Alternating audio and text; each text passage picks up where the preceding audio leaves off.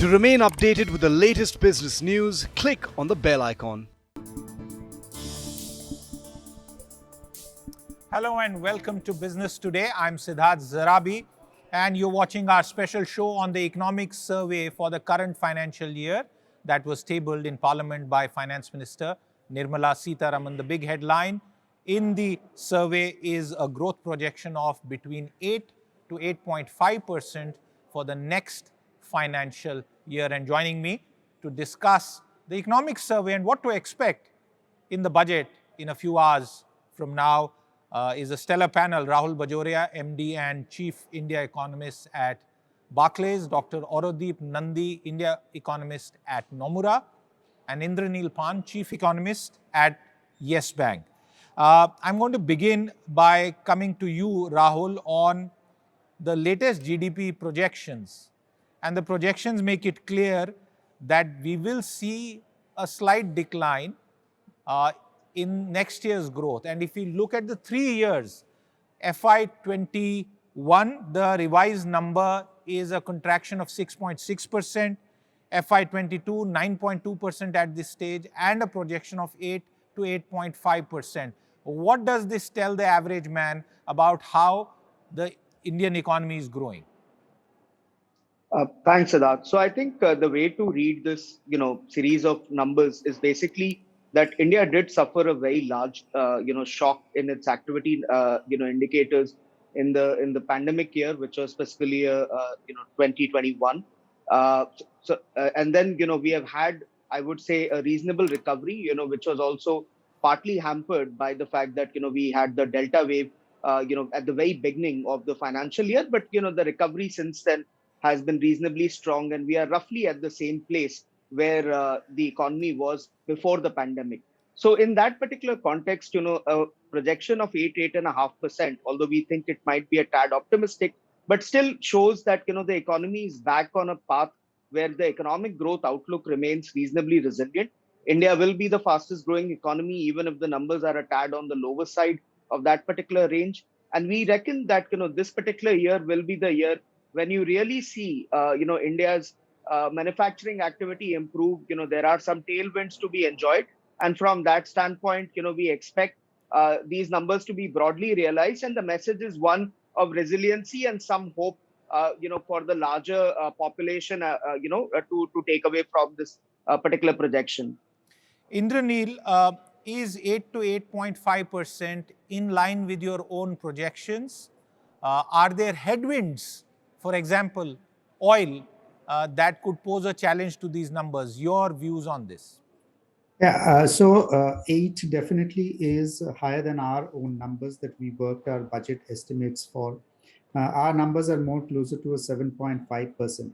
Now, contextually, I think what needs to be placed on the table is the fact that given the advanced estimate is looking at a 9.2%, the second half of the current financial year is likely to be significantly softer than the first half, which clearly, yes, there are some base effects, which clearly also indicates that we are not sure about how the structural sort of positioning of the economy is in the current scenario as we try to get out of the pandemic, and we always keep talking about the K-shaped recovery.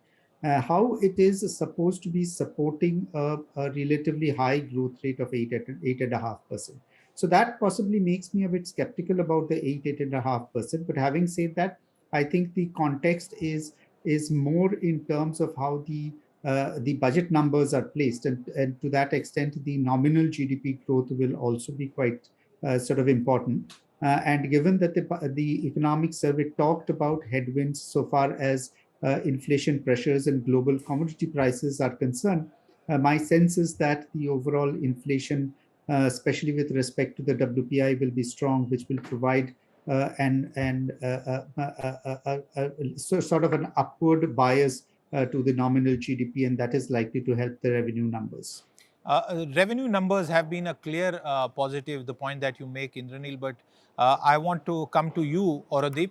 As far as this year's performance is concerned and some of the commentary in the economic survey, if I were to ask you to sort of read through the fine print and tell our viewers, what does it tell you about the framework and thinking of policymakers had not blocked. The way I would like to describe it is that they seem to be very optimistic. This is the third year of the pandemic.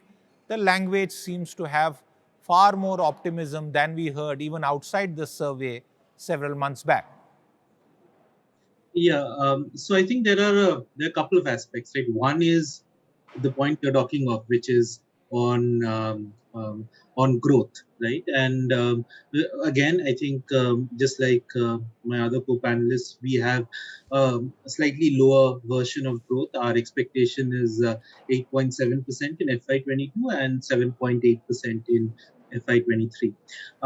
And look, I mean, there are various risks at play, um, but I think that's sort of just one part of the story, right? So you might agree or may not agree with the growth outlook, but I think what's really interesting when you kind of parse through the lines is the kind of broad fiscal policy think that the government has. And I think excuse me, so there I think there are a couple of things that kind of stand out. One is, it doesn't seem like the government really sees this as a kind of a battle between growth versus fiscal consolidation. I think that essentially the broad sense is that as long as we generate growth, it should help in in controlling medium term debt. And so there is this sense in the economic survey where they're saying that, look, from a medium term perspective, we expect the debt trajectory to start inflecting from here. So we are expecting lower debt. Secondly, this kind of focus on capex, which has been pretty evident in in government fiscal policy for the past 2-3 years, where there's been a lot of focus on capex. Now this year we have a very high capex target, but the government is so far lagging on it. And what the economic survey says is that, look, this is happening because we've had lockdowns, we've had labor shortages, but coming up we are going to see a big ramp up of capital spending.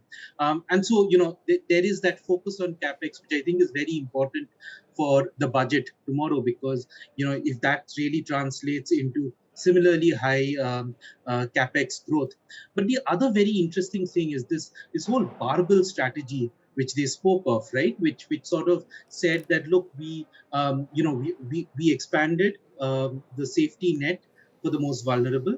But on the flip side, we also remain very fluid in terms of upcoming economic data, and we'll adjust our policy accordingly, which essentially translates to the fact that, you could have a large increase in RevX, like it happened this year, in the middle of the year, if the government feels that growth is lagging, or if there is need for some kind of infusion. And so I think from the budget perspective, what this essentially says is that, if you read between the lines, is that yes, there's fiscal consolidation in spirit, and focus on growth in intent, right? So one can expect strong budget on the capex side, and sticky revex revenue expenditure, just based on the kind of indications we are getting in the survey. Rahul, let's now talk about priorities that should be incorporated in a budget that is coming at roughly the midpoint of Modi 2.0. It is this government's 10th budget. It is Nirmala Sitharaman's 4th budget. Last year was very well received. What are the broad focus areas that you yourself are expecting from this effort? So, Siddharth, I think one of the key points about this particular budget will be that, obviously with the kind of revenue outperformance we have seen, the total revenue to GDP ratio is now restored back to the pre-slowdown level, right? So in 2019-20, when the new government took charge, the economy was already experiencing a slowdown, and now those revenue numbers have been restored. Our sense is that, the discussion around fiscal space, and to Aurodeep's point that capex spending has to remain reasonably elevated, how do you continue to do that at a time when you are balancing both consolidation requirement and also, the fact that fiscal support is very important to growth is likely to be a key thrust area, right? So this balance is something that, a lot of us will be looking out for tomorrow in their numbers and also in terms of their guidance. I think one of the key, opportunities, or, this also came out in the economic survey, is that the government was trying to do quite a few things, in the run up to the pandemic. There was a lot of effort to revive growth, and a lot of those things had been put on hold largely because the pandemic took hold.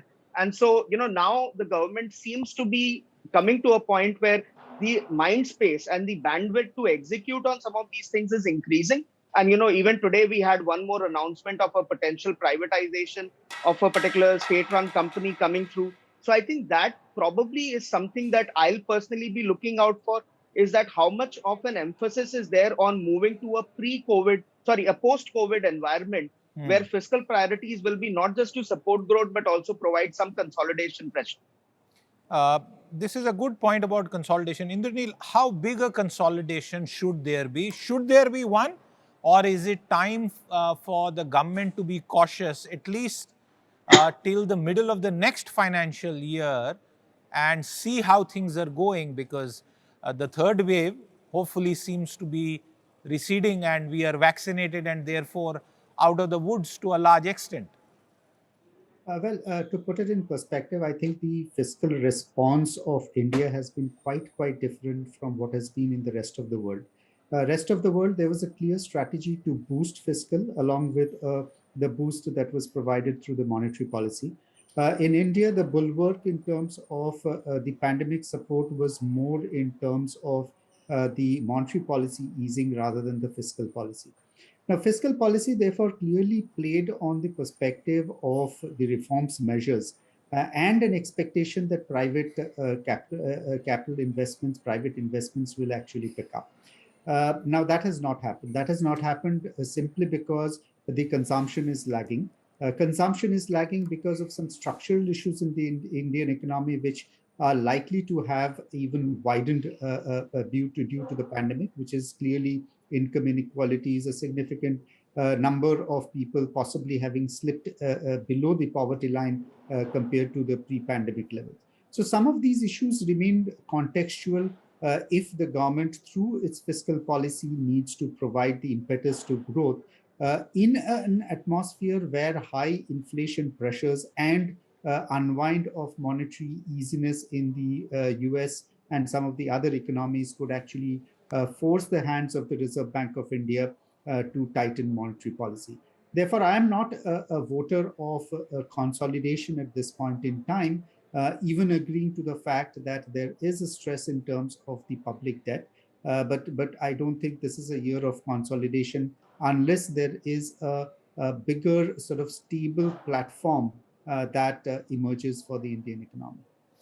Aurodeep, the same question really to you with an edit bit about, after all, how much do you think the current revenue buoyancy that we have seen in this year is likely to last next year?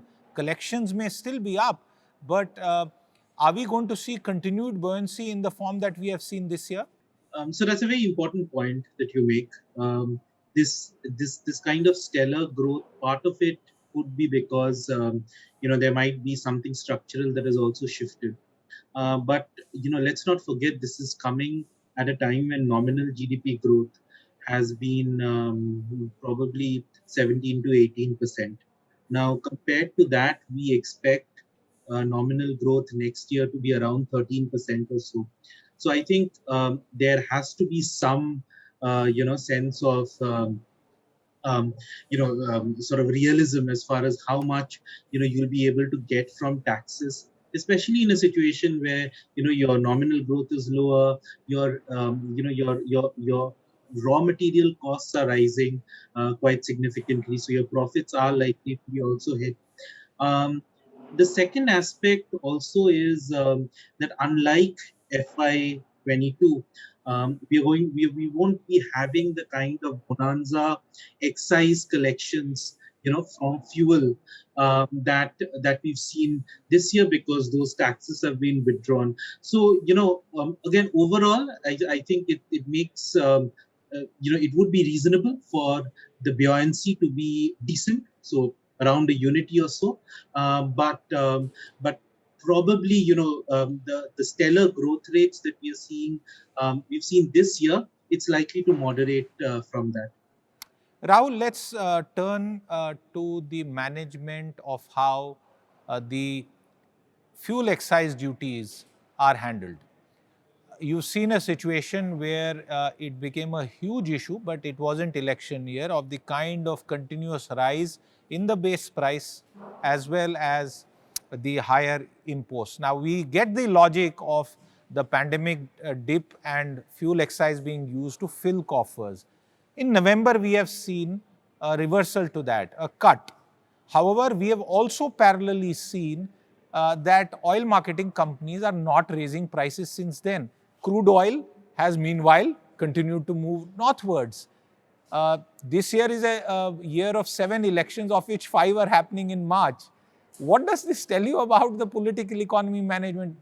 Why not approach it with the same sort of fair, even-handed approach that we see in different sectors? Why is oil special and also not in the GST, Rahul? Yeah, so I think as far as the oil taxes are concerned, even if they are not, oil prices are concerned, even if they are not raised in the interim, we do think it's a delayed effect. It's not a denied effect, right? So prices will eventually go up. By our estimates, it could go up by anywhere between 5 to 6 rupees, both for petrol and for diesel. By the time we come to March and the election results are out. And so it will have some inflationary impact. I think the larger challenge, though, is that over the last few years, oil taxes, ever since say 2014 end, when they had come down very sharply for the first time, and the government had fiscalized quite of the gains, to basically reduce subsidies and then to actually increase their revenues. The oil dependency is something that is increased quite a bit as far as our fiscal financing is concerned. And this is both at the central and at the state level, right? So it's not just the central government which is using oil as a way to finance its revenues, but also the states also are incrementally relying on it. Now, the one way to kind of come out of this particular trap, if we can call it that, is to basically look at other means of taxation. And here the GST is going to play a pretty big role in our opinion, that, as we come to a point where the assured revenues, the compensation for states is going to expire, there could be a discussion between the states and the center to basically use the GST as a way to kind of compensate for some of these losses, and which will also then be driven by a much larger base of goods and services, which can provide some alternate to the entire oil economy, which has a lot of dimensions, not just economically but also from a political standpoint. Indranil, on taxation, we saw in 2015 the government virtually junk the direct taxes code. There was a report which has never been made public subsequently. We have seen tinkering, major ones like the corporate tax rate cuts, some here and there things on the personal income tax front. GST, as we know, the shape outside of the budget. Given all of this, should we expect anything in this budget as far as taxation is concerned? Well, I think to a certain extent, as I think I have been pointing out, consumption needs to be sort of looked at. The private consumption demand is still lagging that of the pre-pandemic.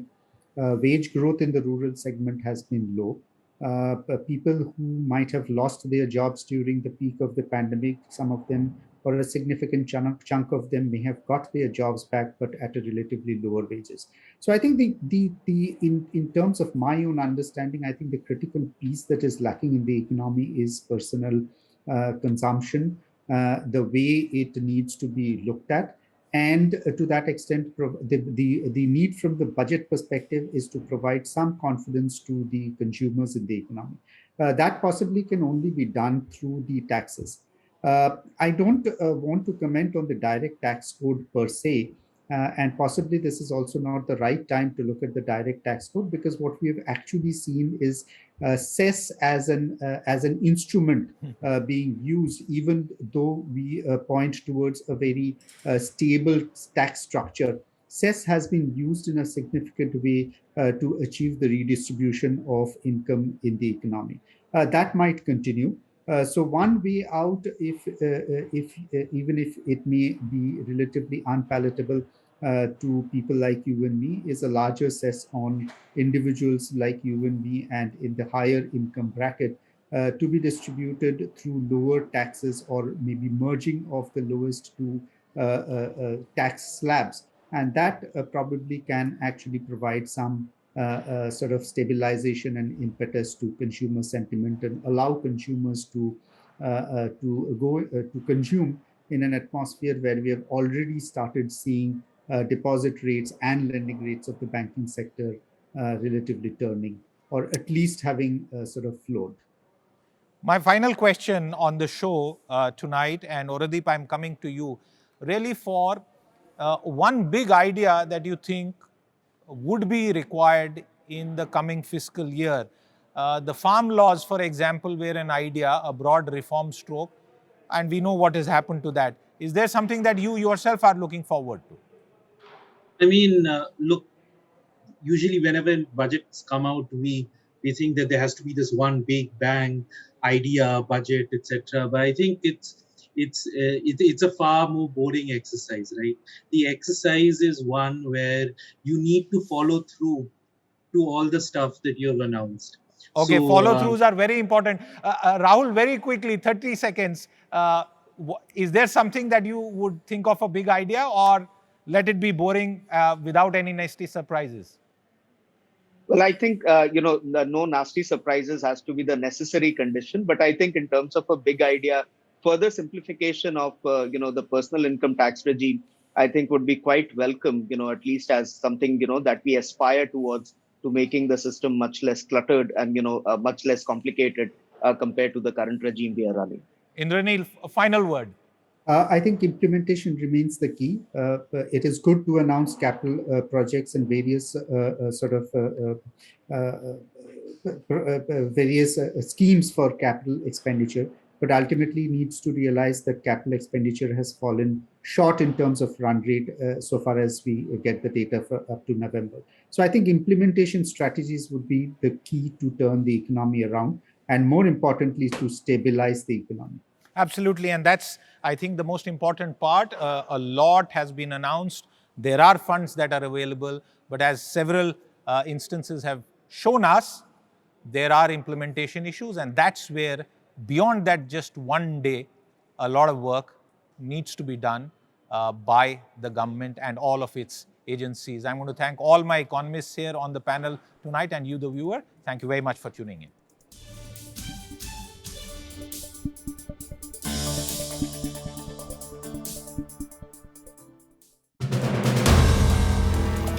If you like the video, do like, comment, share and subscribe.